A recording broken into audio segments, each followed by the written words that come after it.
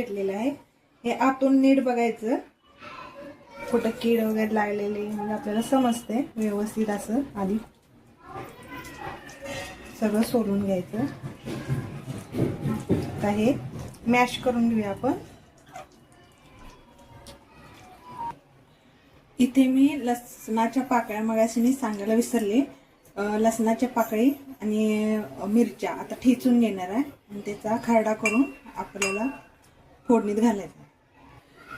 आपण लोखंडी तव्यात वांग्याचं भरीत करणार आहोत। त्यासाठी आपण तवा तापवून घेतलेला आहे। त्यात आता आपण 2-3 चमचे तेल घालणार आहोत।